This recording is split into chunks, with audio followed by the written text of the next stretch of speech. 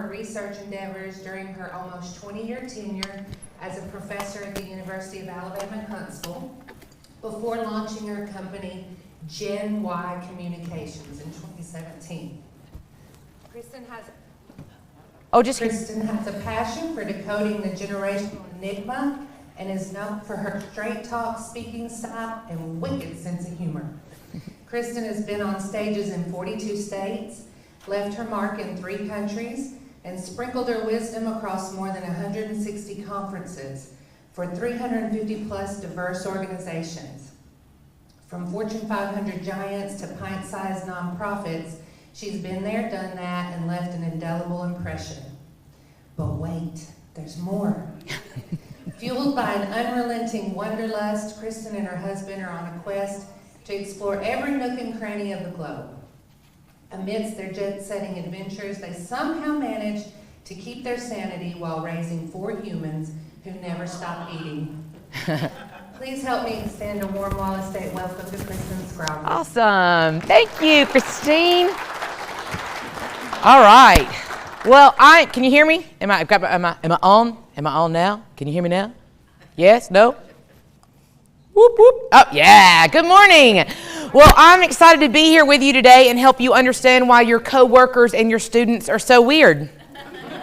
Does that sound good? That's really what I do. If you simplify it down to the base level, is I help people understand why generations do the weird things that they do. You will find that most people do not wake up with the intention of ruining your day. They're just doing things because it makes sense in their head. And the more that you begin understanding where those sort of bases come from, the less you want to punch them in the throat, right? And that's good because HR says no throat punching, right? So we will have a great time today understanding. You'll not only understand the people that you work with, but this will hopefully help you understand yourself better and, of course, your family. How many of you went around the holidays this year and looked at your family and you were like, what? Do you have a sibling? And you're like, where did you come from? We were raised by the same people in the same house, in the same location. Why are you so messed up? Yeah? So I'm going to try to help you understand a little bit about that. First thing I need to tell you is, number one, you're grown. If you need to get up and go to the bathroom, do whatever you need to do, you're fine. I teach college students, you can't hurt me, right? Everybody got that? The second thing is, you might have noticed that I talk a little bit fast. This is 100% on purpose. If you are going to keep the attention of smart adults for an hour plus, you need to talk quickly. It makes their brain keep chasing information. Have you ever talked to anybody who talks really slowly? Doesn't it kind of make you physically mad after a while? So don't worry, you will adjust at no time at all to my speed. They handle it fine down in Montgomery. You'll be okay here today, okay?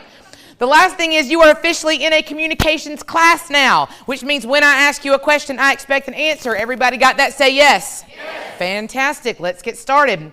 First thing you need to know is that generational dates are always going to vary. So if you guys decide to go and nerd out about this later on, you are always going to see different start and stop dates.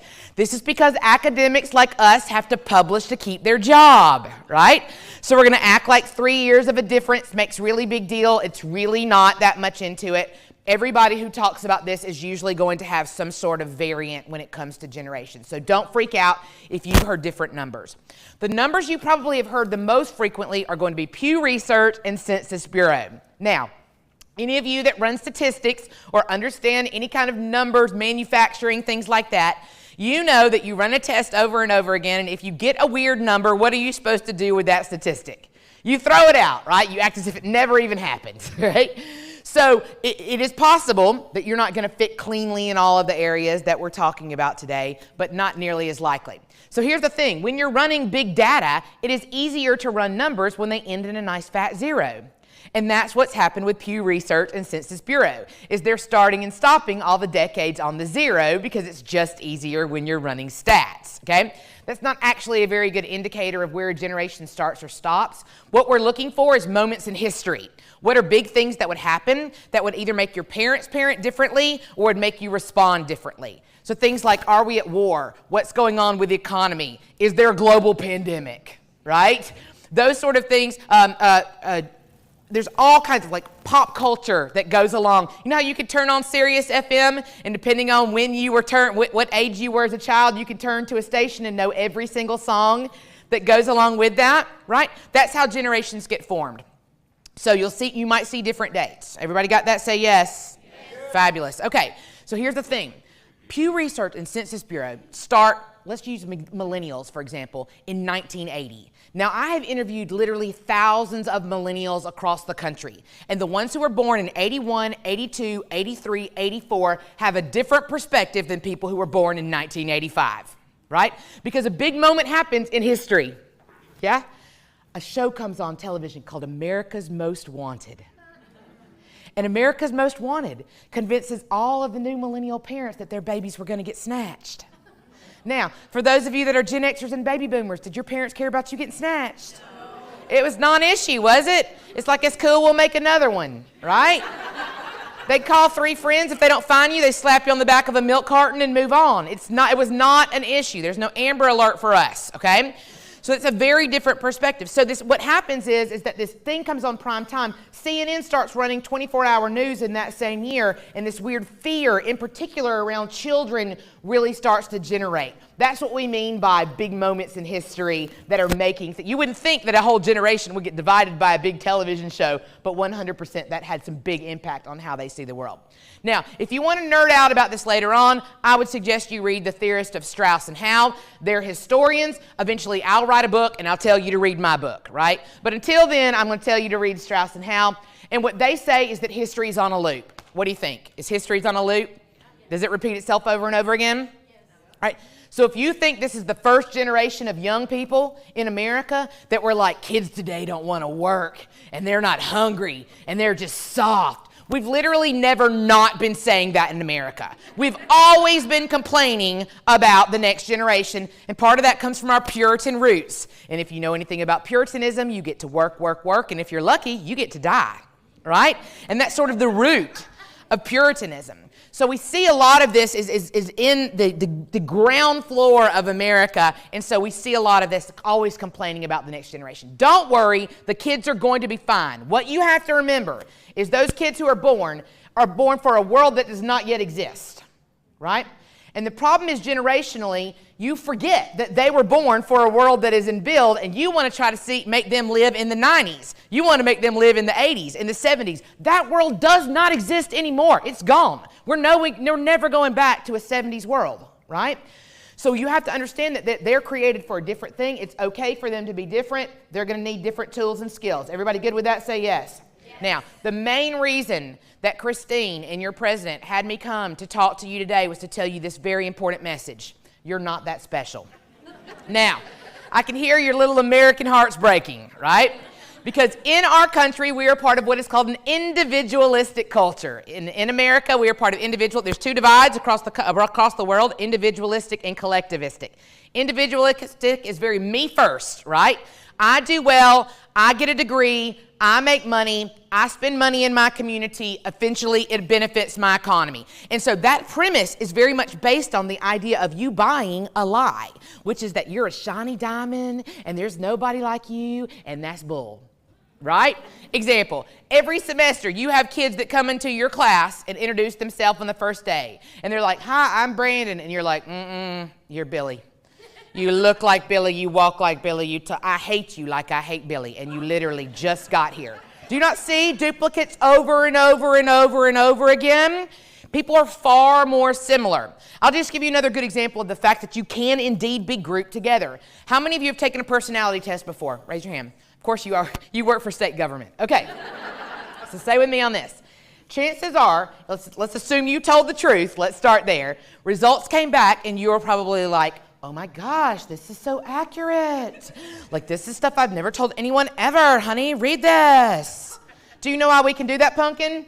It's because you're not that special, okay? If I can take your personality, which is the most complicated part of you, and turn it into an ENFP with the Myers-Briggs, or a DISC with the DISC, or a red, blue, yellow, or a green, or a 1 through whatever number on the Enneagram, or a Gryffindor, Hufflepuff, Ravenclaw, Slytherin, You're not that special. You can be categorized. So I need you to get that out of your very Americanized brain, because what I find is whenever anybody starts talking about anything that clumps Americans together, you start talking about how you're not like other people, right? Example, I did a survey of 600 millennials and Gen Zs, and 83% of them said they were not like other people their age. 83%. No, you are. Okay? Everybody got that? Say yes. Now, it is possible that you are an outlier, and in particular, we call these people in generations old souls. Know anybody who's an old soul, and they're like 27, and they like knitting and brandy, and you're like, what's wrong with you, weird kid? Yeah? Some of you are old souls, and that's how you got into higher education in the first place, right? So here's the cool thing that I've learned in my research. It is possible for you to mentally age up based on your childhood. And what we've seen is the more adult responsibilities you have when you are a kid, the more you mentally begin to age up. And you would rather hang around with people who think at the same age as you, not just who were born at the same moment in history that you are. So this is how you get 33-year-old, Brittany being best friends with 63-year-old Brenda in payroll.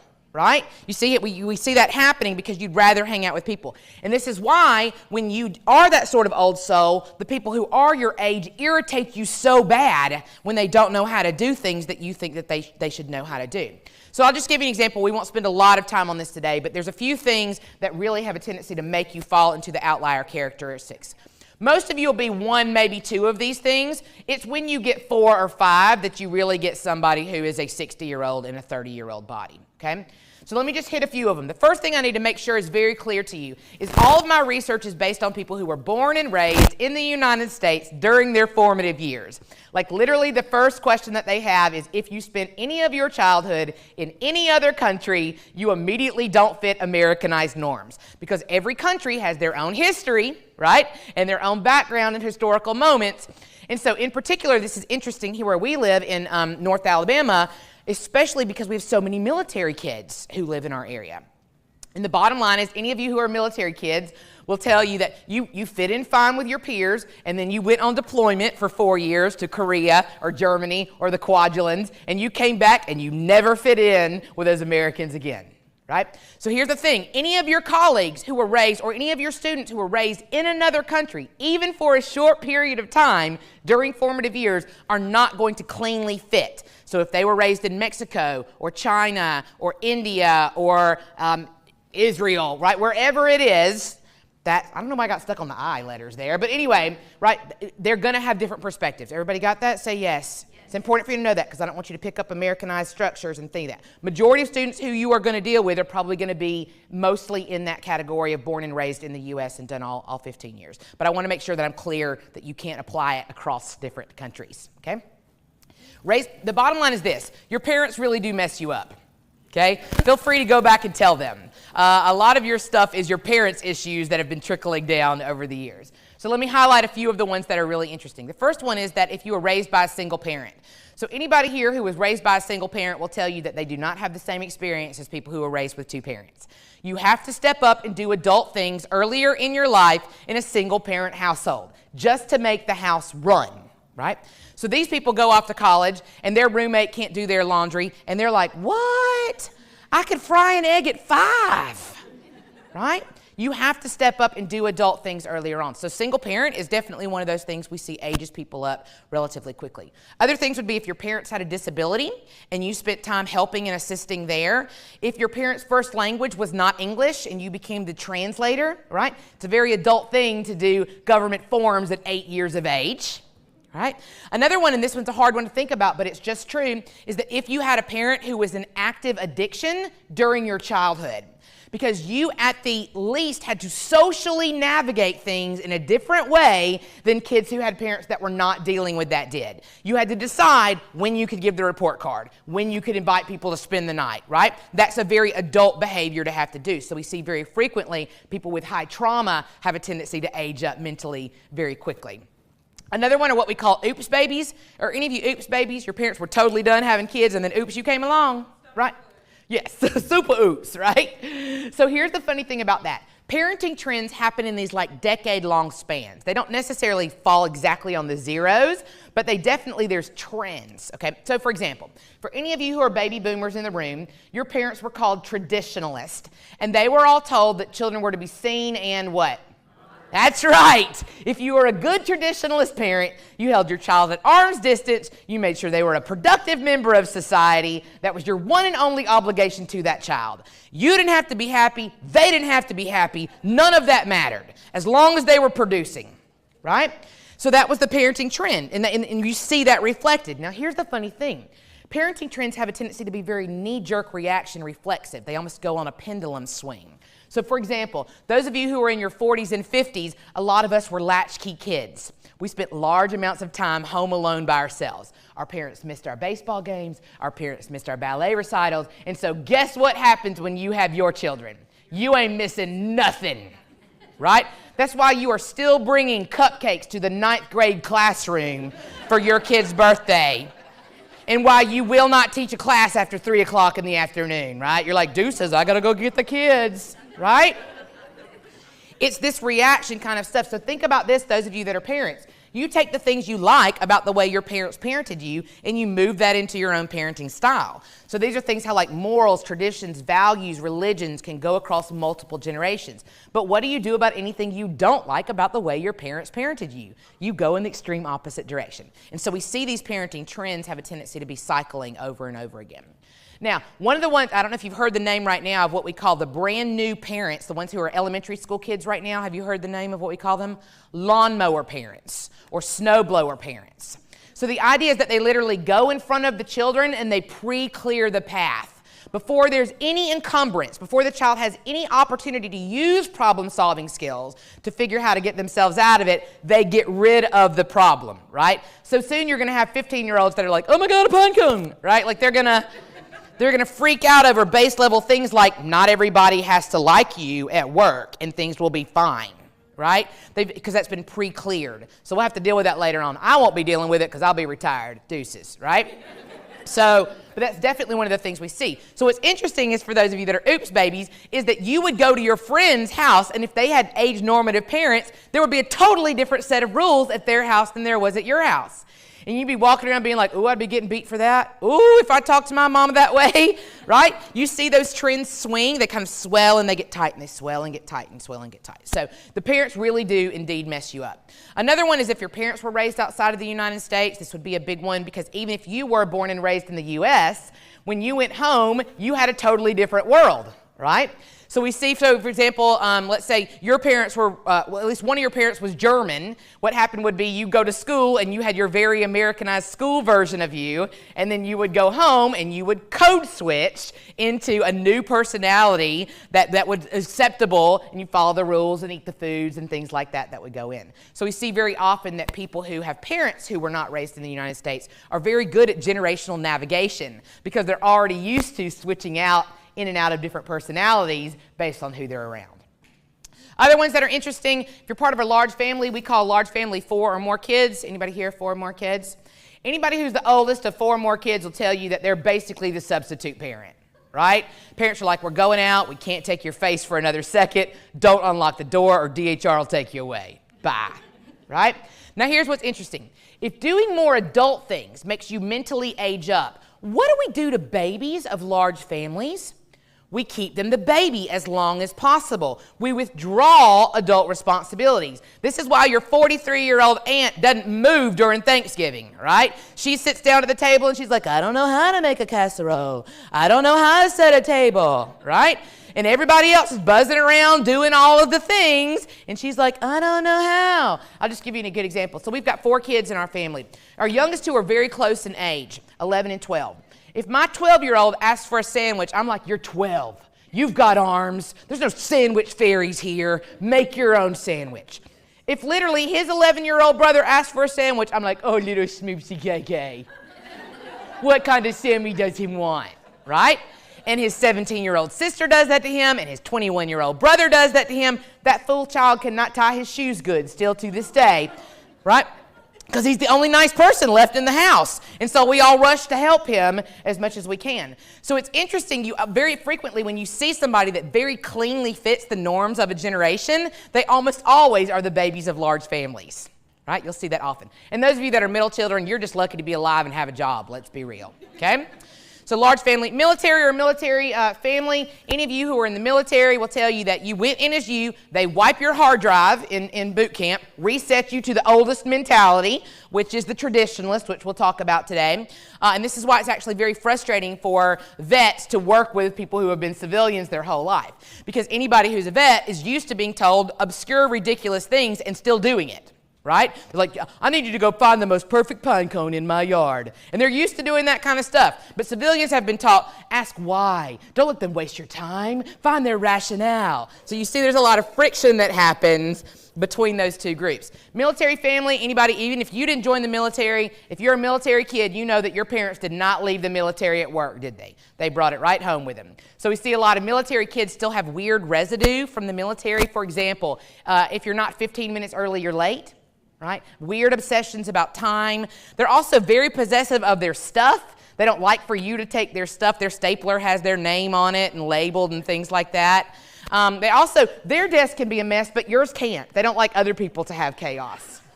So we see that very often in a lot of military. The last two I think are maybe the most interesting. The first one is grandparent involvement. So what I want you to think about is for years and years and years in America, most people lived relatively close to their families, right? And grandparents were allowed to be almost like a second layer of defense, for lack of a better term, right? You have parents versus the kid to turn him into a decent person. If you've got grandparents there, you've got a second layer of defense. You have aunts and uncles, cousins, things like that. You have a lot more people who are trying to help that kid turn into a decent human being, okay? So here's what I need you to know. When boomers, who outnumbered their parents 3-1, we didn't create 3 times the amount of jobs. So for many of them, they had no choice because they'd all been told they had to have a job or they're not a good person.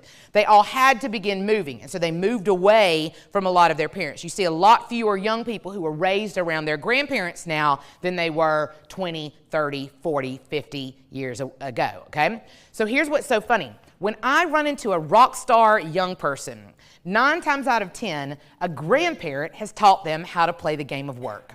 So now I've got 2 terms I need to define for you. The first one is what we're going to call young people today. Before you start calling your lawyers, let me show you how unscientific my version is. If when you sit down in a chair, if when you stand up, you go, ugh, congratulations, you're an old person, right? You're going to swing over there into the old person category with us today. We're going to mark that right about 35 is when all that jelly starts to fall out of your knees. So that's my marking today, is whether you grunt when you stand up or not. So that means a lot of you student athletes have been old people for a very long time, right? Old people rock, right? So don't worry about it. Don't get obsessed with my names today. The second term I've got is the term of rock star. And here's what I mean by rock star.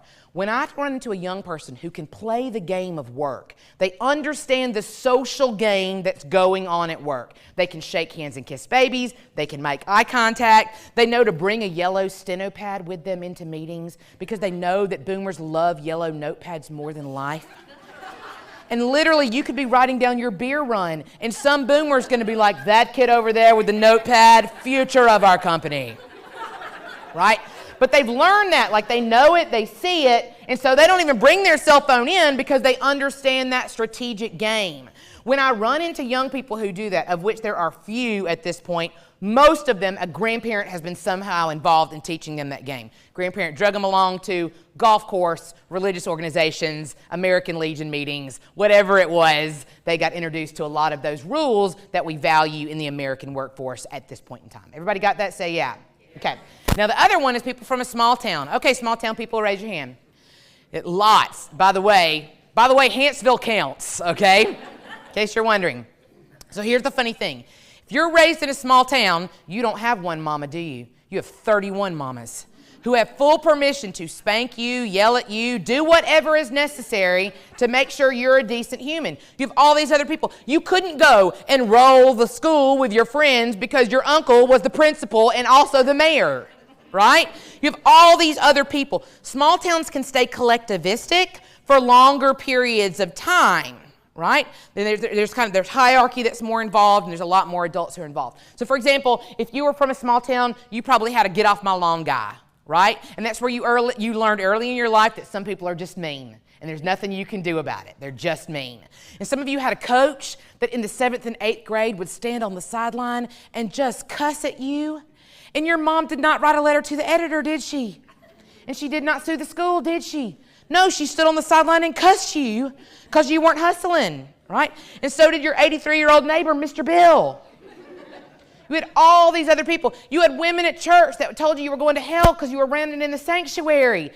Some of you went to school during a time when your teacher had permission to hit you with a block of wood. That is very different than today, pumpkin, right? Would you agree? Have you tried to correct a child that's not yours lately? Did they not look at you like you're the alien? How dare you talk to me, stranger danger? Right? That is very different. We have flip-flopped very dramatically over the past 30 years. And so what I need you to understand is that every generation is made. No generation makes themselves. You've got fallout, not only of technology and things like that, but the way that parents parent has a huge impact on how people interact with the world. So let me kind of give you a little metaphor here, see if it can get solidified in your brain from now on. So you've got 2 diamonds here on the screen. Are both diamonds valuable? Yes, but most of you don't want a diamond in the raw condition, right? You want it in the diamond on the right. Well, here's the problem. To get a diamond from the left to the right, you have to have pain, pressure, chipping away of imperfection. You have to have at least 3 experts touch every single diamond, cut, clarity, cloudiness. Every single time there will be another expert that will do this, right? So here's what I need you to understand. When we as a society started removing these other adult refiners from our young people's lives, disempowering teachers, disempowering coaches, not knowing neighbors, not being around grandparents, right? As we started removing these refiners, what's happening is you're having young people come into your classrooms and into your offices looking more like the diamond on the left at an age than the diamond on the right.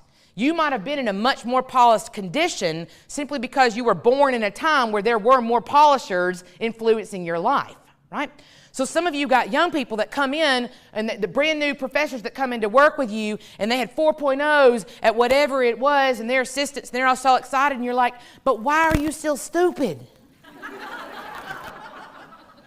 And you find yourself saying things like, maybe don't say every single thought that comes into your head, Brittany. I mean, some thoughts are inside thoughts, and you can just tuck them right down in there. Right? Or you have a young person that comes in, and then you're like, you're late. And they're like, well, it's only 15 minutes. And you're like, that's still late. Like the definition of late has not changed. Here's what I need you to understand. When we as a society decided to pull this out, that's not their fault. They have not learned core lessons that go along with what we value right now because we chose to pull them out. Example, no matter where I go in this country, I will run into somebody who will look at me and say, Kristin, millennials and their participation trophies. Who bought the participation trophies?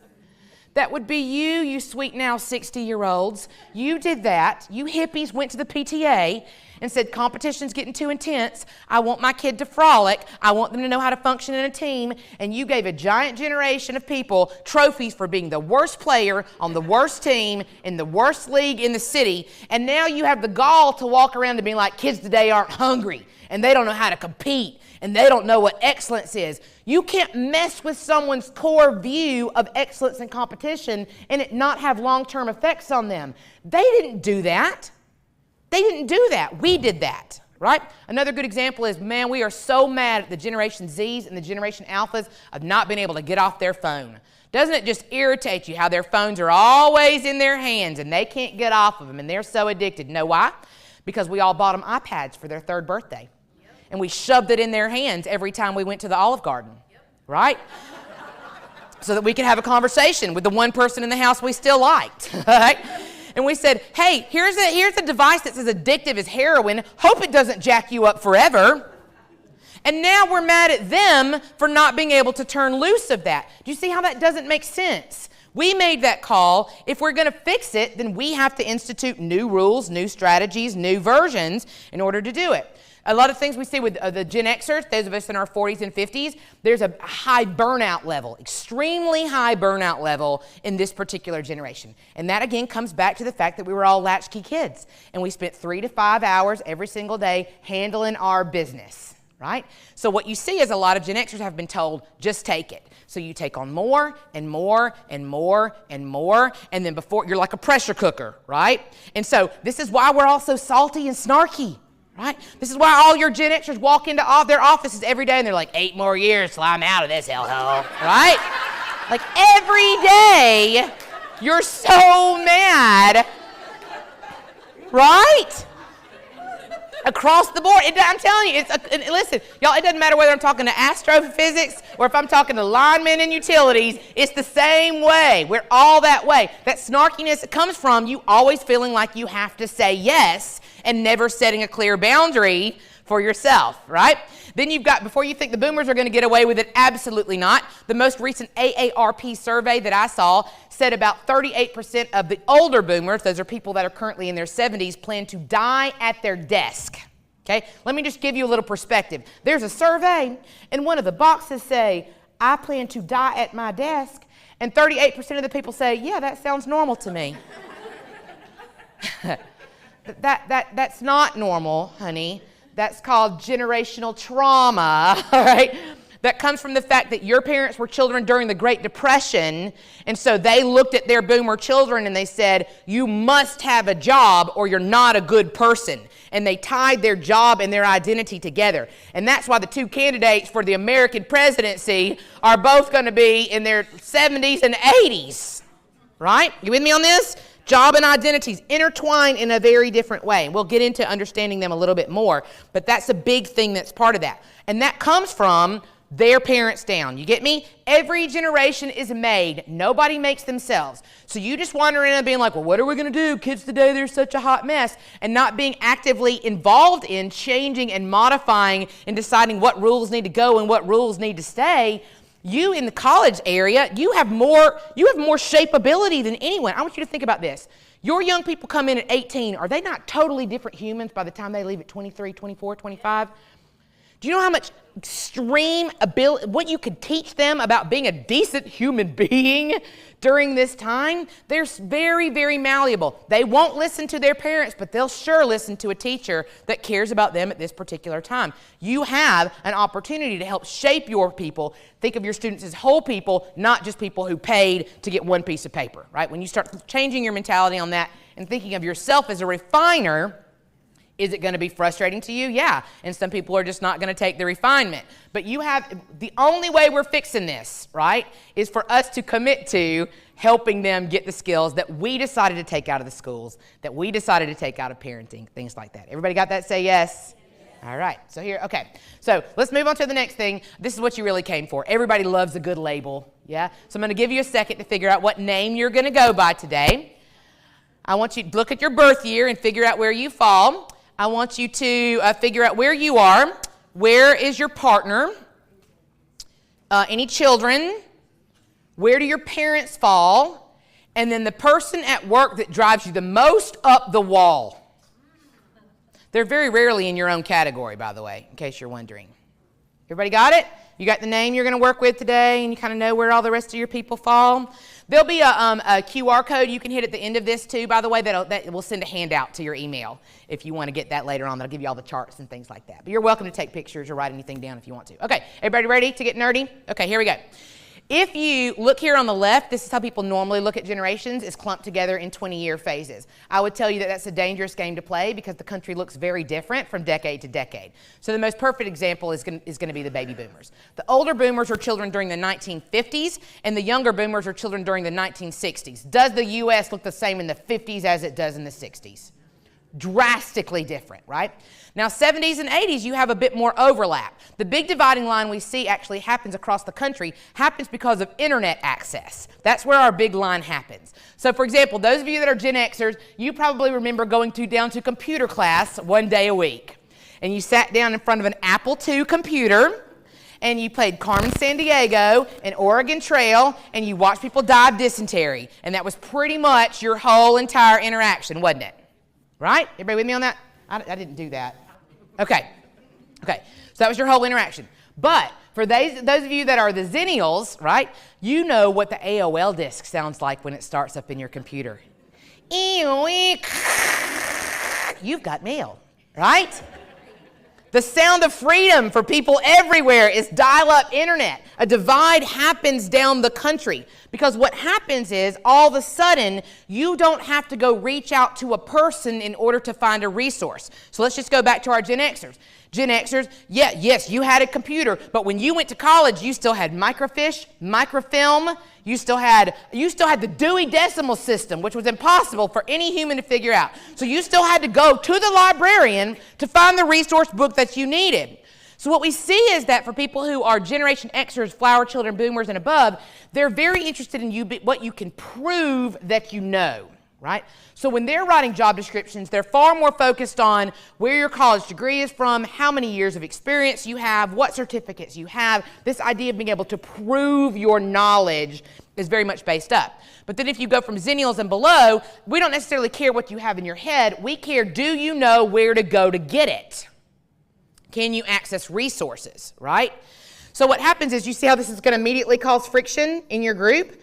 Because what's going to happen is the Gen Xers and above are going to look at your millennials and below and be like, why do you not know anything, right? Like, who's the 17th president? I don't know. Alexa, who's the 17th president?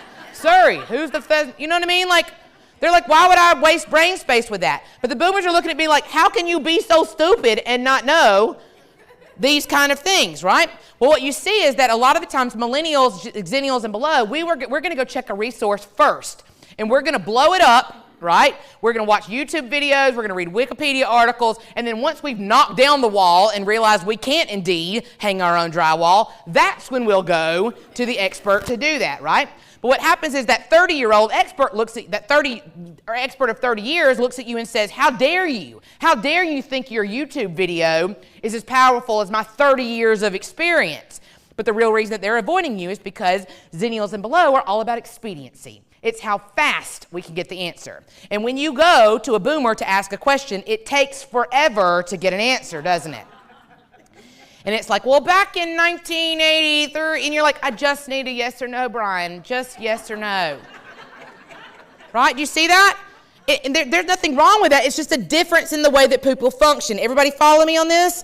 That's why a lot of your frustration happens, is because there's not a right, there's not a wrong, there's just a difference in perspective, and so you're seeing people filter through that. And that's the big divide. The big difference between Gen Xers and Zennials usually is how much internet you've been exposed to and how adept you are at being able to navigate that technology. Now you think about millennials who were kids of the 1990s, and then you've got Gen Zs of the 2000s. Just think about the amount of technological differences that happened between those groups. How many different iPod and iMac and iPhone upgrades happened between the millennials and the Gen Zs? Significantly. So here's the problem. What we see is that when you lump people together in the 20-year span, just like in a lot of research, you get really excited about it for the first part, and then you just make a lot of assumptions about the second half, right? And that's what's happened. That's why a lot of people in the second half are like, what are you talking about? For example, let's use flower children. Flower children do not necessarily have the feeling that they're going to die at their desk. As a matter of fact, they're waiting for one important moment to happen to them, and that is called Medicare. And the minute that Medicare drops into their account and that they can financially leave, they will be like, bye, y'all. Like, they don't have the same rooting in it that the 70-year-olds do, because fewer of their parents would have been kids during the Great Depression, and their parents would have been World War II and the boom that came after that and the New Deal. Like, they would have had a very different perspective. But listen, they were the first people to pay into that Medicare program, and by God, they're getting that money. Okay? You with me on this? So the problem is when you assume the second half is the same as the first, you're going to make a lot of mistakes. We definitely see that with Gen Z, for example. Let's just use Gen Alpha. Let me tell you real quick about people on either side, and then we'll nerd out about the people in the middle. So traditionalists were formed by two major moments in history. First is that they were kids during the Great Depression, and then the second was that they were some of the first young adults to volunteer to go off to World War II. So these two moments really affect their lives from then on out. They get obsessed with money and rules, and they take those two things into the workplace from then on out, okay? So this is why when you go to your parents' or your grandparents' house for Thanksgiving, they'll like wash off the aluminum foil to reuse it, or hang out the Ziploc bags, or you go to the garage and there's all these baby food jars full of nuts and bolts that are 30 years old. Have any of you had one of your loved ones take you to their storage unit yet and be like, one day all this will be yours? And you're like, God, no, right? That all comes from that obsession with when are you going to get your resources? You don't never know what's going to happen. The other shoe's going to drop. Hold on to it. Make it stretch as much as you possibly can. And then, of course, in the World War II, a lot of people don't know this. When America jumped into World War II, we did it relatively fast, right? And we didn't really have a super good standardized system of education at that point. So the best way to get a whole lot of people on the same page very quickly is to have really hard and fast rules, clearly defined, with a big fat punishment. That's basically what martial law is, right? You're in the curfew at this time or we shoot you, okay? That's a very military mentality. So here's the thing. All these traditionalists take that military, and remember their dads and uncles would have been World War I, right? So they take all this military and they drop it on top of the American workforce. And so all these rules come from a very military perspective. These 80-year-old rules in non-major wartime are still on top of our very white-collar world, right? So you're having this friction. So they're always going to be obsessed with rules. That's why you've still got companies that are printing out 78-page dress requirements, right? And they're handing up to their brand new millennial employees, and you're like, boomers are not going to read this. They're not going to read any of that. What are you talking about? We're not going to do it. So that obsession with rules, and here's another, I'll just give you a perfect example. In the military, right? If I tell you to be here at 6 o'clock and you are here at 6:15, I can make you run till you throw up, right? You can't do that. You can't be like, Brittany, this is your third time coming late to class. Take a lap around the building. You see? So the problem is you've got all these rules that were designed with a big fat punishment. Have you tried to write up a Generation Z yet? By the time you are done spelling Brittany with 3 E's in it, right? She will have applied to 2 LinkedIn jobs and already written you a Glassdoor review. She's not scared of you. Are you with me on this? So the problem is you've got all these rules. Nobody understands. Nobody's there anymore that knows why the rules were ever even originally instituted, and they're still sticking to them. And all the young people are like, why are we doing this? Why are we doing this? Why are we doing this? And we're like, I don't know. But if you don't, you'll never get a job. Right? So it's causing friction, and it comes from 80 years ago. Then you've got the silence. So here's the thing. Silence were children during World War II. And so everything for them is about loyalty and sacrifice. And the more that you can publicly prove your loyalty and sacrifice, the better off you're going to be. Because this was the people who were giving up their chocolate for Christmas so that the boys in the trenches could have rubber boots, right? They were buying war bonds. But here's the thing. When their family would buy war bonds, those would go in their local newspaper and they'd be announced. So your sacrifices were very public. So here's the funny place that we see this happening still to this day in our American workplace. You know how when you've been working for a college, let's just say, for let's say 5 years, they'll give you a little trinket? They'll give you like a little pin or a coin or a clock that says Wallace State in it and has your name embroidered in it. And if you're under 50, you get those things and you're like, what the heck am I supposed to do with this thing? It's got my name in it. I can't even yard sale this now. Right? And you're like, stop giving me polos that say Wallace State. Just give me the $25 Chipotle gift card. Right? So here's where that comes from. It comes from the silent generation. All those trinkets gave them the opportunity to prove how loyal and how many sacrifices that they had made. And that's why if you go into an 80-year-old's office, you will see it is floor-to-ceiling tchotchkes, right? You know how when you take an online class and it tells you to print out a certificate at the end of it, and most of you never do? 80-year-olds do. They're going to print that out, then they're heading down to the Walmart, right? They're going to get a frame and they're slapping that thing on the wall. Because the goal is for you to come in and be overwhelmed with how smart they are and how many sacrifices they've made. So here's where you see this happening still to this day. But in case you're wondering, most of you can stop this now. There's only so many leather portfolios a human needs. Okay? Everybody got it? Yes? But this is one of the big places where you see this playing out very, very frequently, is with that. Again, it comes from that idea of being able to prove your loyalty. They love to be able to walk around with the shirts and things like that that said what they were a part of. Everybody got that? Say yeah. All right, then you've got Generation Alphas that are here on the bottom. Biggest thing you need to know about them right now is don't hire them. It's super illegal, okay? So don't do that. Their Generation Alpha is actually supposed to be the next greatest generation, according to Strauss and Howe. And I know that you're sitting here thinking like, what? These people ate Tide Pods, right? Like, they buy $8 coffees and they do the whoa in the middle of the hallway. Like, it's not a good look. I'm willing to admit it's not a great look. They will get a new name. The names that I've heard most frequently are the Coronials, which is the one that I think has the best shot.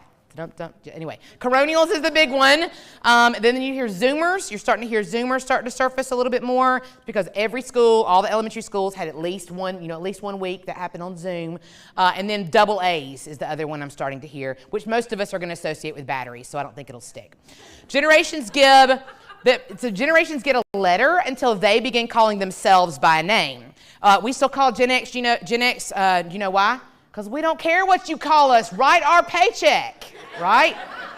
Gen Xers are not social enough to come up with their own name. That's just not who we are.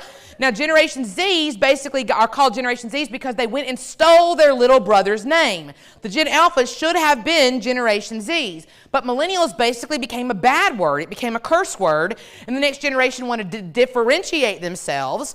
And so they started calling themselves Generation to make you mentally think it was a totally different group of people when it's not. It's really just the second half of the millennial generation. And that's why you actually will see a lot more overlap with them than you do with your Gen Alphas, right? Do any of you have any Gen Alpha kids in your family?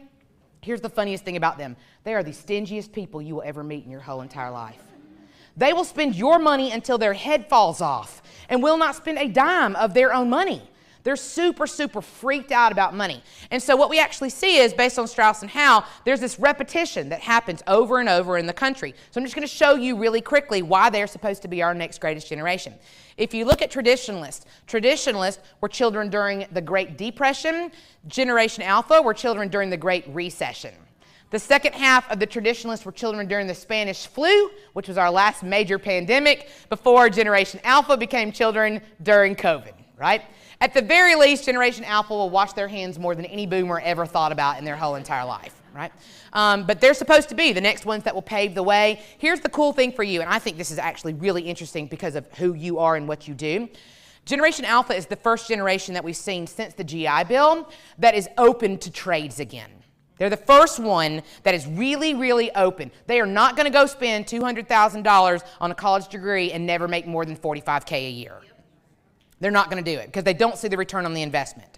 And so all of a sudden, associate colleges have a huge opportunity to go start plucking people, right, straight from the high school and saying, hey, we're your way. Come on over here to us. Right? We'll make it worth your time, minimal investment, long-term plans, and as you build relationships with companies and start building pipelines into these companies, they will come to you. I'm telling you, you will see this happen in the next 5 to 7 years. They're going to start coming to you, and that's why you're seeing a lot of the big colleges. It's like if you look at numbers around the country, it is like a cliff, isn't it? I mean, like enrollment numbers are just boom, dropping like flies. So this is your chance. This is your chance to go and get them, but you've got to start talking to them way earlier than you are. You're waiting around until the last 2 years of high school. Every decision in high school is based on what your peers want and like, right? This is why your goober niece is going to go down to Auburn because that's where her boyfriend is, right? And you're like, babe, you will definitely break up in the first 3 weeks. And they're like, but I love him. You know what I mean? And you're like, no, right? This generation has and it's because of this extreme debt aversion that you really have an opportunity to do that. But not only are they freaked out about money, their parents don't care. I don't care if you go to school. It doesn't mean anything to me as long as you can afford the life that you have, right? Any of you with kids this age that you've looked at them already and said, I don't care what you do for a living, but you ain't living with me. Mama's going to die on a cruise ship. They'll just be tossing my body overboard. I won't be your full-time babysitter. Like, stop looking over here, right? And then we've been very clear with them about that. So you see that weird swing start happening. So here's what I've found. Middle school is where they're trying to figure out who they want to be anyway. If you can start talking to them about things around middle school, then they can start mentally calculating on how they start putting their high school in order to be able to filter to you. Okay, everybody got me on that? You are very lucky in where you are. This is a much harder conversation to have with the University of Tennessee, for example, okay? Go get them. They're there. They're ripe for the picking. Everybody got that? Say yes. Yes. Great. But once they get here, you better give them value when they're here. Because if they are going to put money into you, as opposed to going straight into an internship or straight into a government position or a hospital that's going to pay for their stuff later on, when they come in your classroom, it better be value. It better not be, I'm just going to reread the things that I told you to read. It better be value every single time. Everybody got it? Say yeah. Nerds. Awesome. Homelanders is definitely going to reset. That will probably be, I call them COVID babies right now. It'll reset to 2000. I don't know if any of you have any COVID babies anywhere in your house. They're weird already. Aren't they? Already. That weird lack of socialization during that first year of their life. So you think they're weirdly removed and can't do confrontation now. Wait till you see what's coming up the pipeline. Okay? So that's the two ones on either side of that, and we'll go into the nerdy stuff in the middle in just a second. Now, here's why this matters to you, right? If you look down at the breakdown of the generations in the United States, here's how we work. So what I did was I took the U.S. Census, okay? Remember we took the last census in January of 2020. What happened in March of 2020? COVID hit. So literally the most accurate numbers the whole country has for at least the next 7 years were not accurate 3 months after we took them, okay? But still, the point's the same, and we're going to use big numbers here because it's easier on your eyes. In case you're wondering, on pie charts, you really don't need to go many more than what you've got right here. It's too much for people's brains. So let's stay where we've got. You've got traditionalists made up about 7%. I want you to remember that there would have been dads were World War I. We lost a lot of men in World War I, okay? You also had a lot of childhood diseases when they were young. So polio, tuberculosis, a lot of that stuff happening. So they were always kind of small. Then you've got boomers who are at 24%. Boomers, you are not 64% of the American population anymore. Y'all lived hard. You used to put baby oil on your body when you were teenagers to lay out in the sun. You smoked while you were pregnant. You ate nothing but preservatives through the whole 70s, right? Like Gen Zs won't even have the opportunity to be as hard on their body as you have been able to be. And so here's the thing. In America, you must have two things to have power. You must have money and you must have majority. Well, guess which generation has had money and majority their whole entire lives? It's always been the boomers. Everything from the time they were born is aimed at getting them to buy. Everything. So every movie was about them. Every trend was about them. They still have things like Publix grocery store is a boomer store, right? That's why they're still going to walk you out to your door every time. And so boomers will pay an extra $2.50 for milk, right? So that somebody will walk them out. And that's why Gen Xers hate Publix, right? Don't talk to me, stranger danger. I just need my digital coupons and my dirty floors at Kroger and, you know, my one haul of diet foods for the week, right? So we've got this kind of happening. So here's the thing. You have to understand that for the majority of boomers' lives, it has always been about them. You follow me on this? Always. Well, then all of a sudden they get a legitimate challenger with the millennials, right? Millennials are the biggest generation we've ever had, bigger by about 6 million, and that's before you even get into immigration, okay? They don't know it the way that the boomers do. Boomers were constantly reminded that they were in competition. Millennials and Gen Zs had not been really told that they were in competition in the same sort of way. So here's the thing. Millennials have the numbers now, but do they have the money? No, they still live in your basement, right? Right? You have what is called the elder millennials, if you've heard this name before. Elder millennials are just now, they're usually 35, right around 35, 34, 31, right, all the way to 39. They're just now doing things we call visible wealth signs in America. They're doing things like finally buying a house or a condo or something like that. They're deciding to buy a car or a second car. They're deciding whether they want to have children or not, right? That's just now happening much later in their life than what we saw before. So we're seeing visible signs of wealth. So what's happening is as the millennials are getting more money, the competition is heating up in the offices around the country over who's going to have the power, right? And this is why your millennials and your baby boomers are always in a fight. And all you Gen Xers walk around every day like, Marsha, Marsha, Marsha, right? Like, I hate all of you, and I still get my work magically done. Let's do that. And they're in a war over purple hair streaks and nose things. And you're like, just do your work, right? Very Gen X perspective. But it's because we've never had the money and we've never had the power. And that's why we're all leaving at 57. Bye. All right? The number I have consistently seen over the past 7 years of research that most Gen Xers plan on retiring is 57 years of age. And listen to me, y'all. We will sell our grandmother's china. We will sell our mother's china. We will sell the china they forced us to register for our weddings. We'll sell it all and move to Costa Rica if we have to. We are not doing this for the rest of our lives, okay?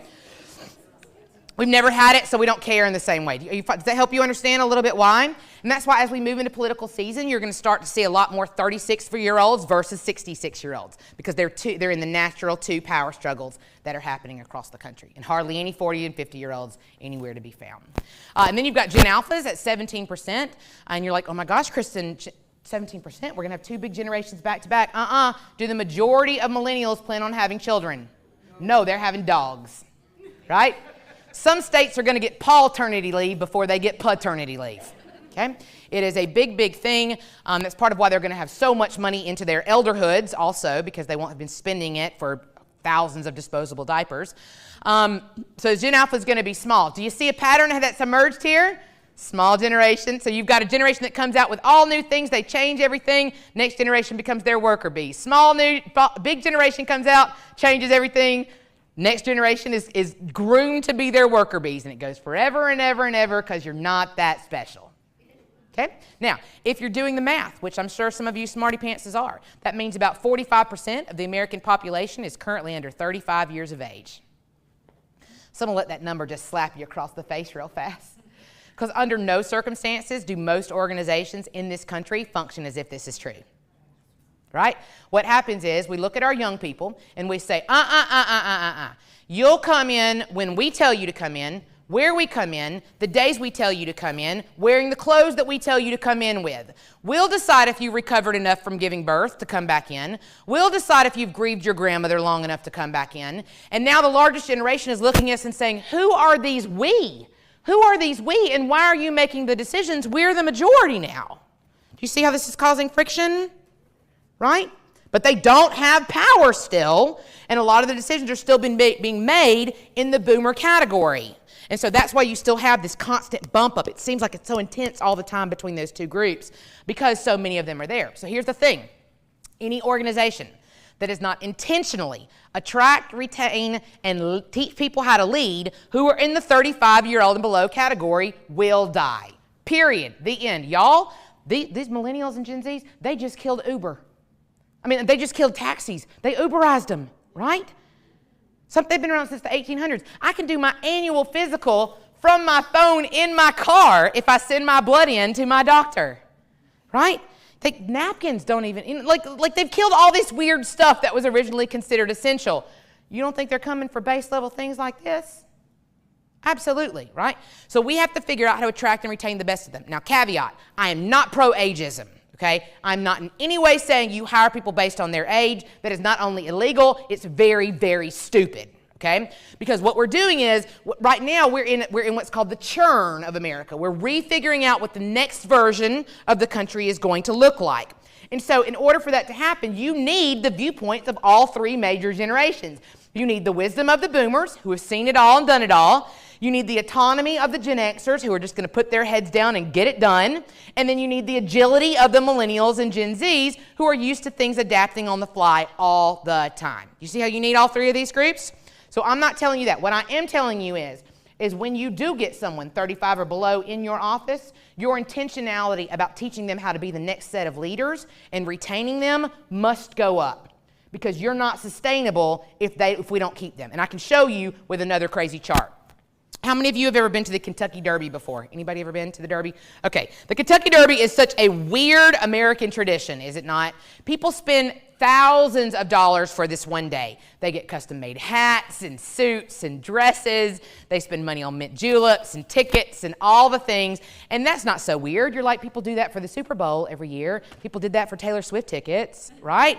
Like, people spend thousands of dollars. Here's why that's weird. It rains every single Kentucky Derby. It always rains, and it ruins everyone's clothes every single year. And so in 2017, I went to the Kentucky Derby, and oh my God, I was so cute, okay? But here's the thing. That's before a single race had started. By the time I actually watched the big race, I looked like this. I'm literally wearing a trash bag that I bought off an entrepreneuring millennial for $1, right? So here's the thing. I learned this valuable lesson while I was at the Kentucky Derby because the only way for me to get out of the rain was to go and bid on more horses. It was the only spot. Every seat's assigned. There's nowhere else for you to go. So here's the thing. If you've never bid on a horse before, which many of you haven't because you're from Alabama, there's a way you have to state a bid for a horse.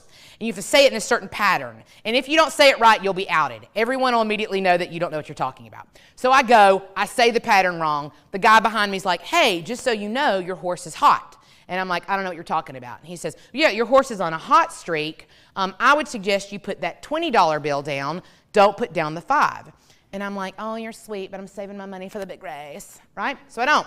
Play it safe, put down my $5 bill. Y'all, if I would have played that 20, right, I would have made $160 on that race. But I played it safe. I put in a minimum investment because the odds were stacked against that horse. It didn't look good on paper. I didn't think that anything was going to happen, right? On paper, it was not good. I put $5 down. I got back $7. Okay? Hey, I got a tip on a hot horse. It's called the Millennial Gen Z generation.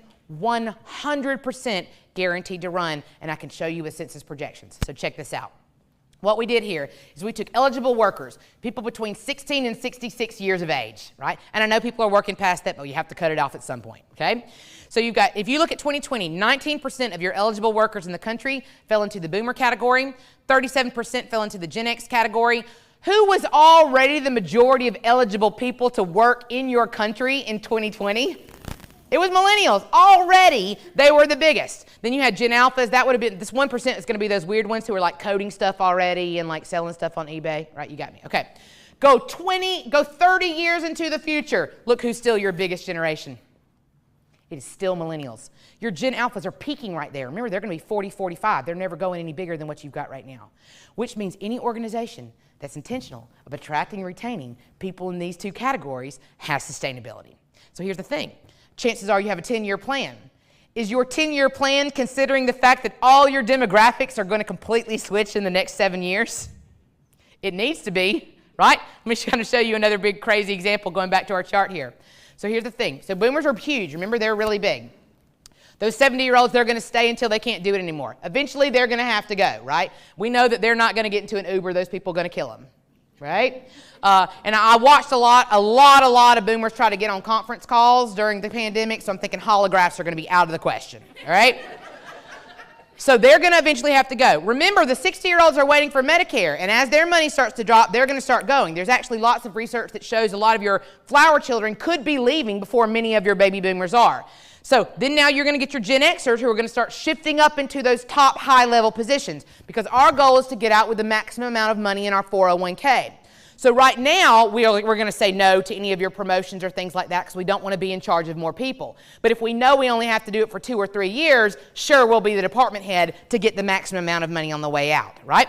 So they're going to all shift up really, really quickly. Small group that's going to shift up into that top thing, which means if you have not really actively trained your Zennials and Millennials to move into those middle management positions, you've got big trouble because as you know, middle management is how the sausage gets made, right?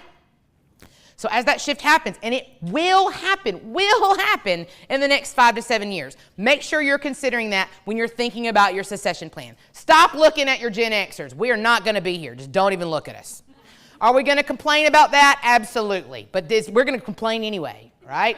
So you might as well just start thinking about the next group down because we are going to leave the hot second we can. Okay? Everybody got to say yeah. The bottom line is I can only tell you the story that the numbers tell you. And any group that does this more intentionally is going to win the game. Yes? Yeah? Okay, cool. All right. In our last little bit of time, are you guys are okay with staying for just a little bit longer and let me tell you some more nerdy things? Okay. Rock it. If you need to leave, that's on you. Okay. So let me tell you about why your coworkers and you maybe do some of the weird things that you do, and we'll go through the different generations. First, let's start with our boomers and our flower children. So remember, you have to understand that these people's jobs and identities interwoven in a very different way because, again, parents were children during the Great Depression. If you meet a baby boomer for the first time, if you saw any baby boomers in here today, anybody in their 60s and 70s, especially if you didn't know them, you will go through what is quite honestly a weird ritual. You will take your germ-infested hand. You will extend it to a stranger.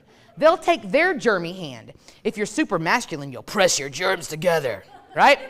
All boomers then pump their hands 3 times, every time. God bless America. Every time there are 3 pumps.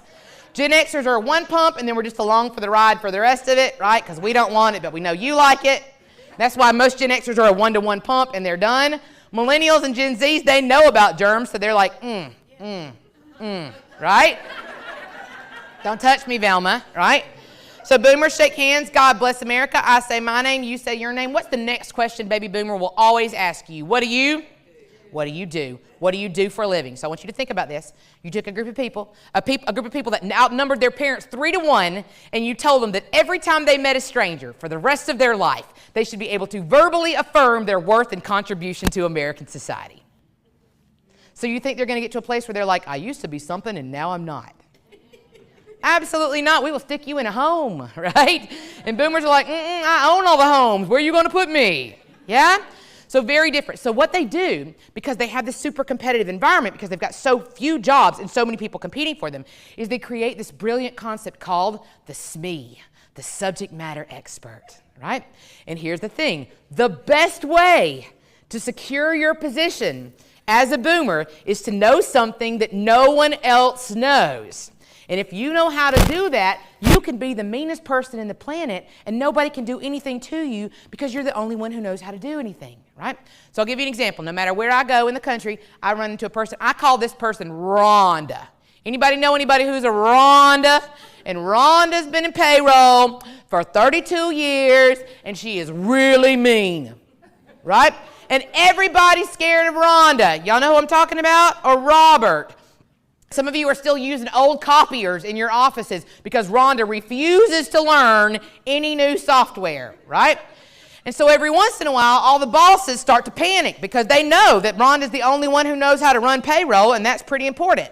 And so they start freaking out and saying, oh my gosh, what are we going to do about Rhonda? She's the only one who knows how to teach this class or do this thing or whatever it is. And so you know what they decide to do? They bring in Brittany, and they set Brittany down with Rhonda and say, follow Rhonda around for a few weeks.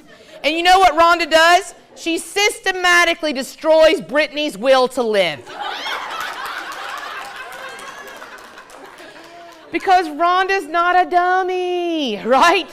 Rhonda knows if she gives her trade secrets to someone who can work at half her pay and knows every sticky key, she'll work herself out of a job. Why would she give you that information? So the problem is, as long as you put that millennial and that boomer together, they will destroy one another. They see each other as competition, right? Then you've got all the Gen Xers walking around like, who wants to know something? As long as I can put it in an email and not have to actually talk to you, you can have it all. But we don't even know the information that Rhonda knows yet. Do you see how this is a problem? So here's the thing. They all said, well, we'll do mentorships. And mentorships are very rarely work between boomers and millennials. So here's the funny thing we've seen. If you develop a leadership development program, Rhonda will tell all the secrets to 13 Brittany's and Brandons, right? Because now she's the queen, telling the peons the things that they need to know, right? So if you're smart, what happens is you have a leadership program developing where you're getting in all the skills about conflict resolution, how to lead other people, how to communicate more effectively. And they're getting constant training to be able to step into leadership positions. And you're occasionally bringing in your SMEs. You guide their discussion. You give them the things that you need them to say. And if you're smart, you put a video recorder in the back of that wall, right? So that while they're talking, you are recording SME knowledge, so that even if Brittany, who replaces her, does leave 18 months later, you still have something to show the next person coming into that spot. Do you follow me? But as long as it's one-to-one, you're going to have drama. Millennials push back just as hard. This is why they will not teach Rhonda how to convert their own PDFs. They'll be like, fuck, just move over, Rhonda, I'll do it. Because that's their way to hold on to their SME. They know tech you don't know. It's their only value. You follow me, yeah? Okay. The other thing you're going to find with a lot of your boomers is that they are super social people, especially the ones who are in their 60s. Just like I told you that you have a lot of the Rhondas, you also have a person in the office that I call the chatter. Anybody know who I'm talking about, the chatter? This is the person you're not 100% sure what they do for a living, but they spend a lot of time in people's doorways like this. And what's hilarious is that person will stand there for 45 minutes and talk to you about their child's football game, right?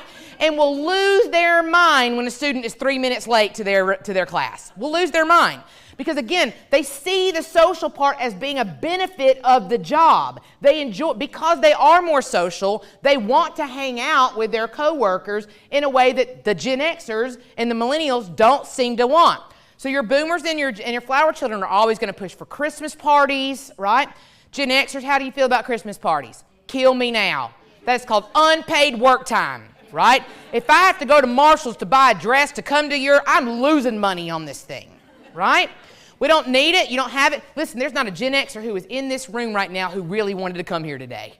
Not one of you. I didn't want to come here today, but I knew it was the only way I was going to get my check. We're just not social in the same way. We don't seem to need it in the same way. We don't crave it in the same way that they do. So you see how this is causing a lot of friction across the country. Because what happens is you've got an awful lot of those 60-year-olds and those 50-year-olds in decision-making capacities around the country, right? And what happens is that us Gen Xers, we were asking for telecommuting and work-life balance the minute we came in. We've been begging for that sort of information. And it was always no, impossible, never happen. And then pandemic hits, and then magically the whole world can work from home in 2 days, right? So now all the Gen Xers are like, if you're going to bring me back in here, you best be able to show me why, right? You better be able to tell me what I can do here that I could not do there. And you having a very expensive building is not justification for me to come back in.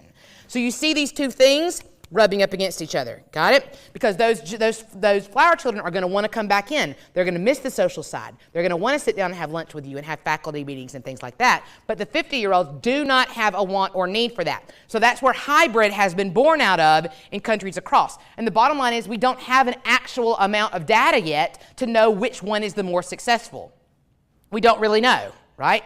Hybrid will be very difficult to sustain for companies across the country long term because you are paying for an awful lot of things, right? It's going to be very difficult, especially for state things because someone else owns your buildings, right? Your constituents own your buildings. That's a very different perspective than a private that can just sell it and turn it into mini apartments, right? You follow me on this? So we're going to have to think about this in a different way. But that's why. And so just so you know, for those of you that are sweet little flower children in here, you can stop asking any of your young coworkers if they want to go out to lunch for their birthday. The answer is no. We just want to sit in our car and listen to the music that we actually like for 30 minutes and talk to no one. That's what we want, okay?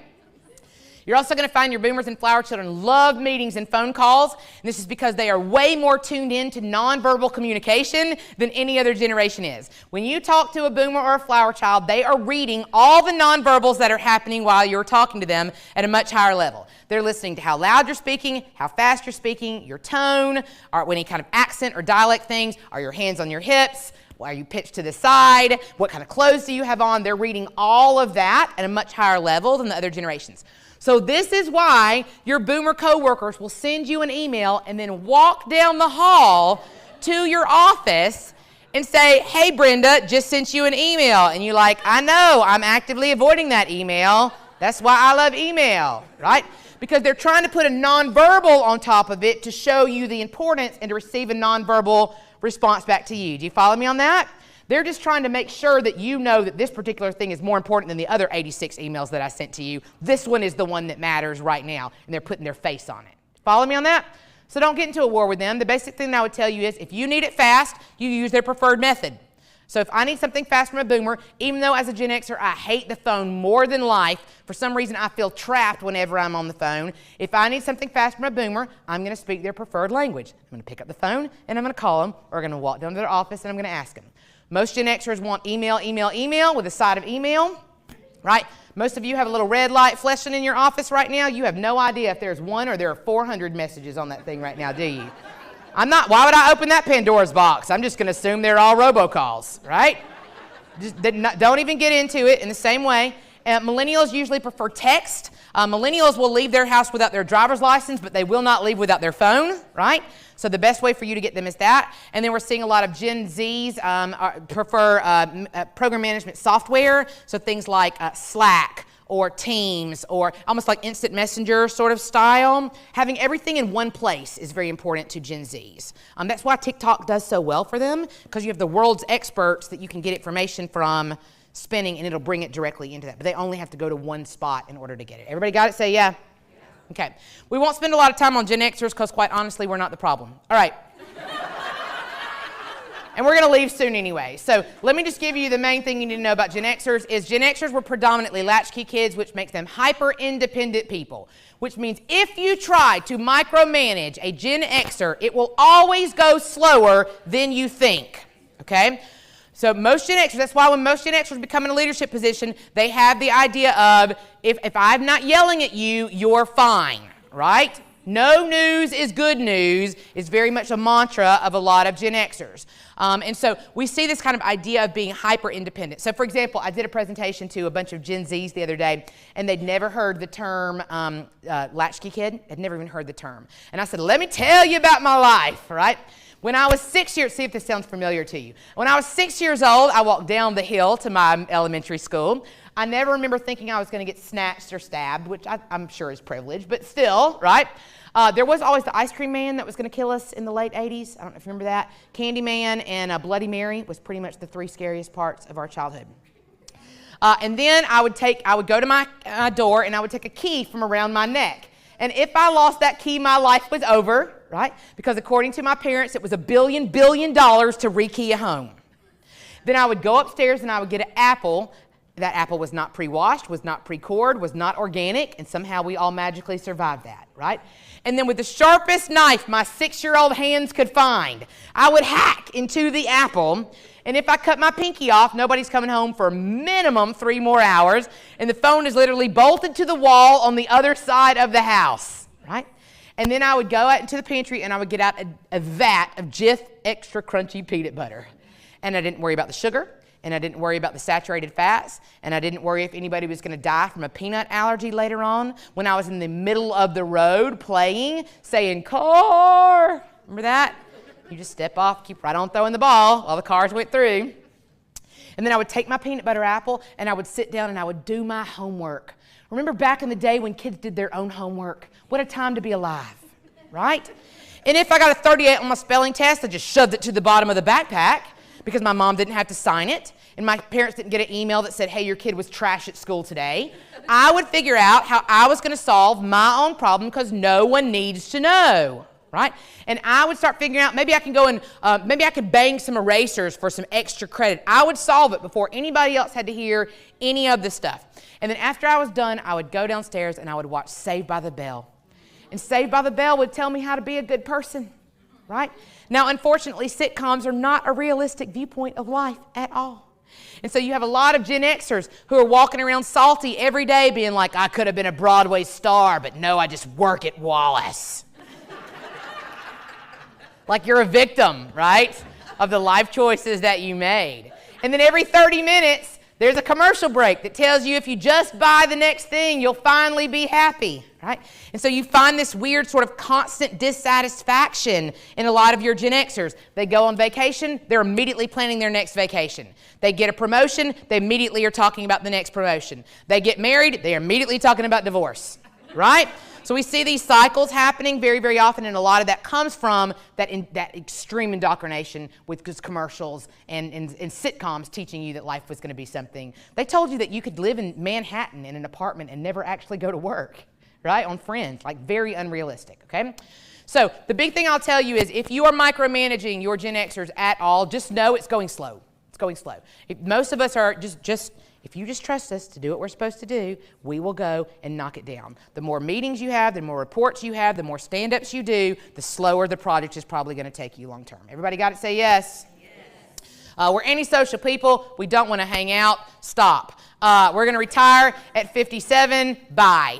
And then we're going to avoid the phones, and we're going to prefer email. The big thing I would tell any of you that are Gen Xers who are in the room is, remember how I told you about the no news is good news philosophy? That does not apply to your millennials and below. They have a much, much higher feedback need and a much quicker feedback loop.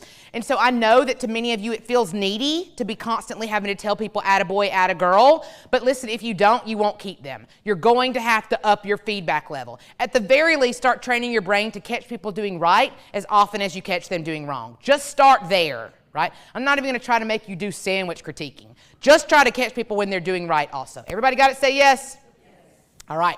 Last one that we've got here is our millennials. We'll spend our last little bit of time helping you understand them. So here's the thing. I hated millennials when I started studying them at the university. I had this great plan that I was just going to, When I was a brand new teacher, I was just going to make all my students love me. And if they loved me, they were going to work super hard. And I don't know if any of you Gen X tried that approach of making yourself very likable and very familial, but you might have realized that that is not how millennials work. There is no bottom to that hole, right? The more parental and the more friendly you are, the more likely they're expecting you to hook them up. Okay? And I would have people be like, oh, Scroggs loves me. So I started learning that like the teacher who was the mean one that had really clear standards and never backed anything up was getting all the quality work. Like I was getting the leftover junk and he was getting all the good stuff. So I started studying millennials purely for that reason, right? So here's some of the things that I've learned. Part of why you're having so much drama is, again, the workplace right now is not nearly as agile and adaptable as they are. And so they're pushing for that, and it's causing a lot of friction. And that's because there's a whole lot of rules that are 80 years old that don't make any sense whatsoever in the American workplace. One of the biggest ones I hear arguments about, especially I hear it in government and higher education, is dress code. Constant drama around dress code. We spend a lot of time complaining about our young people wearing their pajamas and things like that. So let me see if I can help you understand the origin story of this. If you understand where it came from, you'll spend less time being mad, okay? Remember all of those men, World War I, World War II, they all were military trained. In the military, do we need uniforms? Yes, we need to know who not to shoot. That's fairly important, okay? But the other thing is this. In the military, I can look at your clothing and know your level of power. Without a single word, I can look at your patches, your stripe, pointy hat, flat hat, slouchy hat, and with no words, your clothing tells me how powerful you are. So what happens is you have 40 years of men who come back and tell all the brand new boomers who are coming into the workplace, no one will take you seriously if you don't wear the uniform of power. And they tell predominantly men at this time they need to put on an undershirt, a long sleeve button-down shirt, a jacket, a tie, pants, please God wear underwear, wool socks, shoes, a watch, and a belt. 10 pieces of clothing. Y'all, you live in Alabama. It's hot here, okay? So let me go ahead and just put your mind at ease. At no point is any millennial or Gen Z ever going to look at you in your fancy clothes and say, oh my God, you look so powerful. Tell me what to do, pinstripe man. They're going to look at you and say, aren't you hot? And you're all like, yes. And they're like, aren't you uncomfortable? And you're like, yes. They're like, aren't you in charge? And you're like, yes, right? Because it was so pounded into them that no one will take them seriously. You had kindergarten teachers that had to wear skirts their first 10 years of their career to get up and down off the floor. Right? That's very different. They're going to be fixated on those clothes because their bosses were fixated on those clothes. You follow me? It's a trickle-down effect that happens. So here's the thing. What we have to understand now is that this new generation doesn't associate clothing and power whatsoever. They just don't. They look at you and say, hey, nice Rolex, too bad you can't work your cell phone. Right? They're not doing it the same way. So here's the thing. Remember, a lot of those boomers are still making the rules. So what we have to understand is those people still have to be taught how to play the social game that's happening. Eventually, this game will change. As the Gen Xers move into power, we're going to look at these people and we're going to say, I don't care what you have on, just get your crap done. Right? But we're not in charge right now. So we got to teach them this. So you have to explain why they need to do it. And what I have found is the best way to do it is not just to say it's a rule, and if you don't do it, you'll never get a job. What I say is, okay, there's a basic concept, communication concept, that says people like people that are like them. You naturally are more persuaded by people who look like you, walk like you, talk like you, act like you, right? So for example, I'm a loud talker. I like other loud talkers. What do soft talkers think about loud talkers? God, they're annoying. Right? I'm a fast talker. I like other fast talkers. I think they know their mind. What do slow talkers think about fast talkers? Shady, not to be trusted. Do you follow me on this? You naturally are persuaded. So here's the thing. When you teach your young people, you are more likely to get someone to do, think, feel, or buy if you match their level of professionalism in their clothing. That's why you wear these clothes. That's why you wear this to the interview, is because you're more persuasive because of the matching side of this, right? And then you can work it out with your people after that. But right now, while you're in persuasion mode, trying to get people to think you're a good employee and that you're going to be a good worker and all that kind of stuff, you wear whatever they tell you to wear. You can't get a seat you can't change a single policy until you get a seat at the table. And you can't get a seat at the table until you play the social game, right? and they want to flip the game right now, and that it's not their board game to flip. You have to tell them this is to your advantage. When you say, not just because it's a rule, this is how it's going to help you, that's when you're going to find that they're going to start doing it. You have to basically appeal to base nature. Got it? Another one you're going to find a lot of your young people are not going to do is follow the hierarchy. And if you have this, and if you got young people, they get mad at you because you refuse to give them a rubric, they email her. Right? And you're sitting here thinking like, that woman couldn't pick me out of a lineup. She has no clue who the heck I am. Right? But what's happening is it's all about expediency. How do I get to the yes as fast as I possibly can? So that's what's happening, is they're going to a person that's far enough removed that's most likely to give them the yes because she doesn't know all the details of whatever it is that's going to happen, right?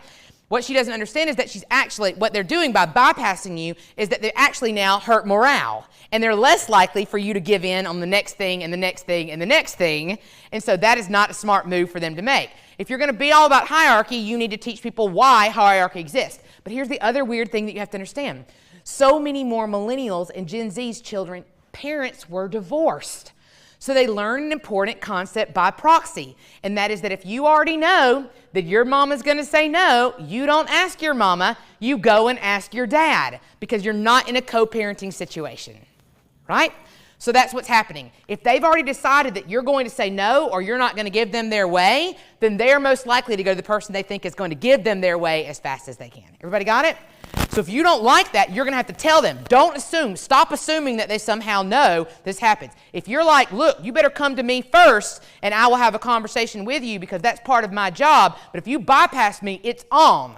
You make sure you're just going to have that conversation. You have to lay it all out, okay? Because they don't know that rule. They have no idea what's happening. You have a whole generation of people who their C on their projects in high school could magically turn into an A if their moms were mean enough, right? Very different perspective. So if you're gonna do hierarchy, you better tell them why. Another thing you might have noticed with your young people is they refuse to look busy. Yeah? Gen Xers, hey, we're the best at looking busy in the whole entire world. Every Gen Xer that's in here knows exactly what your boss sounds like when they walk down the hall, right? And you go from like, I'm working, and then you hear it and you're like, I'm working. Hey there, Prez, just over here working, right? And then she goes to the millennial next door and they're like, what's up, Big P? You're like, you stupid child, how dare you not fake work like the rest of us? And they're like, why on earth would I fake work? Like I don't get paid to fake work. It's not my problem that it takes me 20 minutes to make a PowerPoint and it takes you 2 hours. Like literally, you have to remember the mantra we told millennials and Gen Zs was work smarter, not harder. And now we're all like, how dare you not appear to be working all the time with the technology that we force you to learn in kindergarten. You see the double standard here? Of course they're going to work faster. But the big thing that you see, the real divide happens is when a policy comes in called No Child Left Behind, drives a line down the middle of the country. And we've been leaving a lot of children behind since then, in case you're wondering.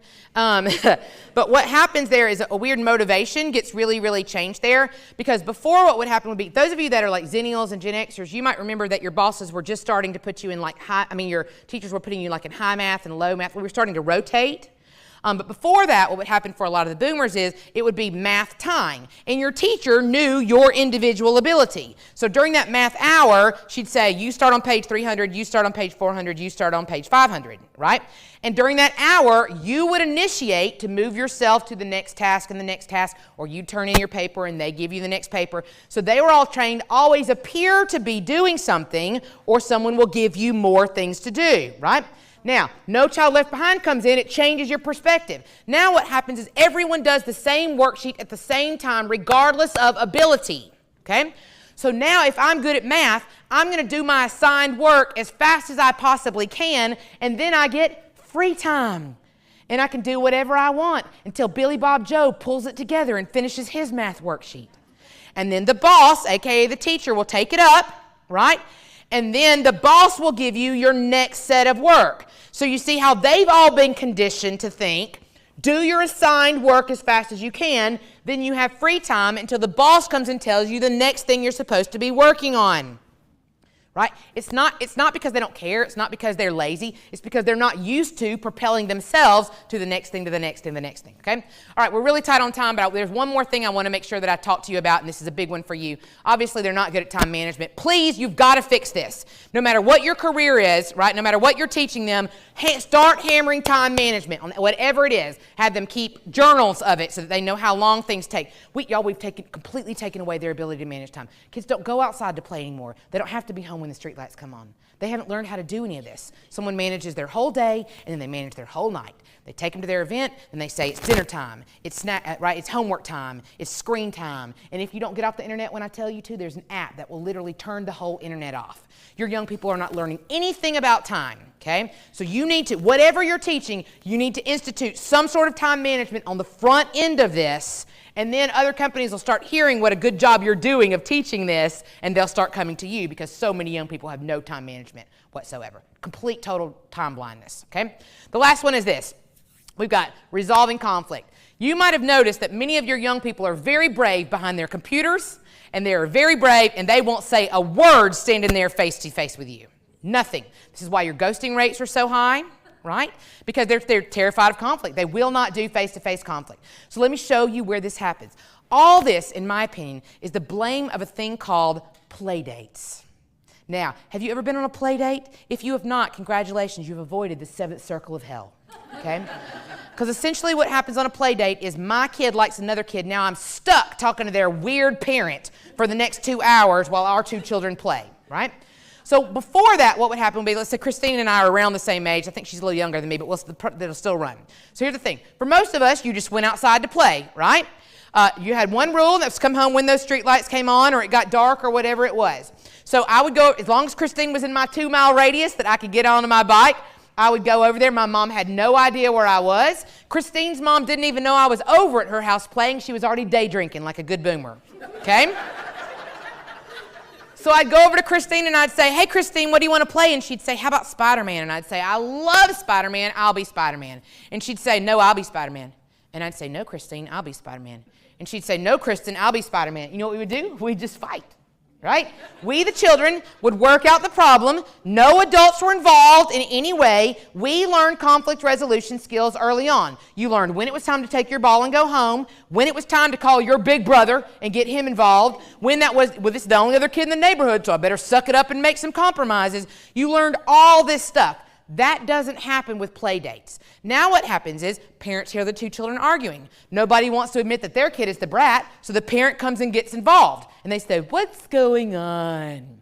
Right? And kid says, Kristin says, I want to be Spider-Man. And Kristin says, I want to be Spider-Man. And parent now says, no problem, you can both be Spider-Man. I'm determined this is how Spider-Man multiverse came about, by the way. Okay? So they say, Kristin, you can be Spider-Man for 30 minutes, and then Kristin, you can be Spider-Man for 30 minutes, even though you've given no indication of heroic ability whatsoever, right? Because you have waited your 30 minutes, you now too can become the hero of your story. So now what happens is you have a lot of young people that have this thing called appropriate amount of time in their head, and it's very different from group to group. And so, for example, they go 12 months working for you, they walk in day 1 of month 13, and they're like, hey, I've been here an appropriate amount of time to make me Spider-Man. And you're like, I will die in this web, right? You could be Venom tomorrow, but you might legitimately never be Spider-Man at this company. And they look at you and say the thing they've been trained to say, which is, that's not fair. You cannot make everything fair all the time and not see a trickle-down effect happen into the workplace. They don't know how to resolve the conflict, right? They don't know how to manage the time. You're going to have to get these skills into them. Any class you teach, I don't care whether it is dental hygienist or whether it is machine repair, you need to get, because majority of drama in any workplace in the world comes down to being poor at these two things. If they can't do time management and they can't resolve conflict well, they will always be drama for their coworkers, right? Thank you very much. So make sure that you go in and you get that done. Everybody got it? Stop assuming they know. I want you to think like Chick-fil-A. Yeah? If you go to any Chick-fil-A in the country and you say the words thank you, what will they say back to you? My pleasure. So you're telling me I can get a 16-year-old acne-faced kid to stand in the dead heat of Huntsville, Alabama in August to say my pleasure every time someone says thank you, and you can't get a 27-year-old to work on time? Bull, you can. The problem is you don't hold the line. You don't articulate the standard, and you don't hold the line. And Jimmy's got one rule, and Billy's got another rule, and Mary's got another rule, and those millennials are going to push it all the way up to the line until they see where the line actually is. Say everything. If it matters to you, it comes out of your mouth. Don't assume they're reading your syllabus. Anything that you want to make sure that they are doing, you spend that whole stupid first hour, and they're going to, you say it, every single thing, because they are not going to read it. Okay? You put it out there, and then you've got accountability. Every single thing, if it's important to you, it goes out into the public. Right? Everybody got it? And then the last thing I want to teach you is this. One of the worst things that I learned with my young people is that I think rubrics was a good idea originally, but it ended up long-term really messing a lot of people up. Because what they're used to is they think about every project. So let me just go back for a second. Every project, I'll get you that in just 1 second. Every project that you've ever done, right, most of you, when you were in school, you probably got one instruction. It was the day that it was due. That was it for your science and social studies fairs, right? That's not what's happened to your millennials, Gen Zs, and Gen Alphas. Every project, they've had a list that said, here's how big your trifold board needs to be, here's what color it needs to be, here's how many paragraphs are expected for every single one of these things, here's a potato clock video on YouTube, here's the day your parents can come and finish the project for you, right? Tools list since literally first and second grade, every single project. And then around middle school, they start getting rubrics for every single thing. And it says, if you want to get an A, you'll do this, this, this, and this. B, y'all got to remember, you're sending your people out to workplaces that job description says, and other duties as assigned. Yes. Right? So the problem is that when we do all this, when we line it all up for them and we tell them that you're somehow going to know, so that your boss is going to tell you exactly how they want every project done and exactly how they're going to evaluate you, we're putting them out there without the skills they need to be able to actually find that out, right? So what I would suggest is you implement a new concept I call struggle time. This struggle time is about to change your life, okay? So my daughter has a third grade teacher. Her name is Joni Ogle. And here's what Joni says. Every time she teaches anything new, she makes sure that the resources are there. She teaches that information, okay? That's the key part of this. The linchpin is you must actually teach it, okay? And then after that, she looks at everybody and says, okay, everybody, struggle time. And for the next 30 minutes, nobody can ask her any questions. They can't ask each other any questions. They just struggle to find the answer to the problem. They get comfortable with not knowing immediately, okay? Now, I want you to think back to the person I told you at the very beginning of this entire presentation who drives you the most up the wall. Chances are, a reason that person bugs you is that they ask you questions all day long that they could find the answers to themselves if they just took 20 seconds of their life to do it. And I want you to think about how good you're going to feel when they call you on Monday and you say, struggle time, Robert. Click.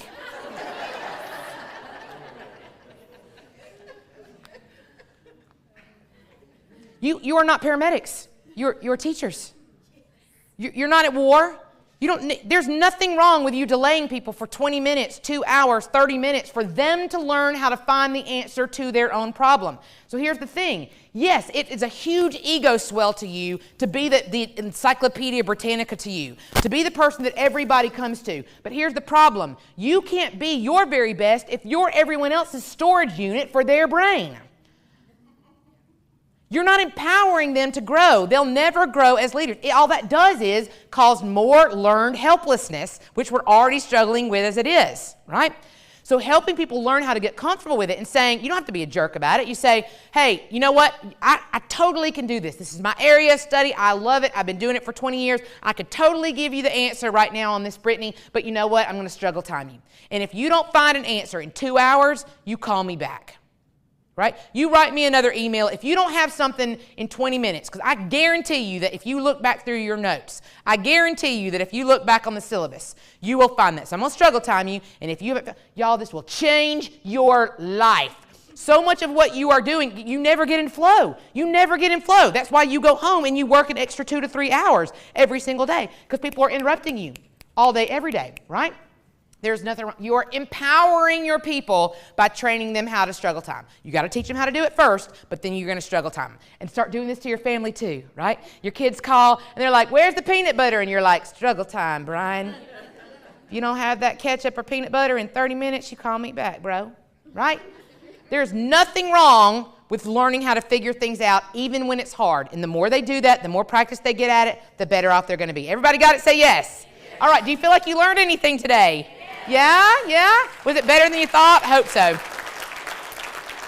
If you want to learn more from me, you can go to my website. Thank you for giving me a little bit of your extra time. But go to my website, genWHY.com. Like, why are all the generations weird? And then definitely would love to connect up with you on LinkedIn or on Instagram. I put a lot of sassy videos out on those two places.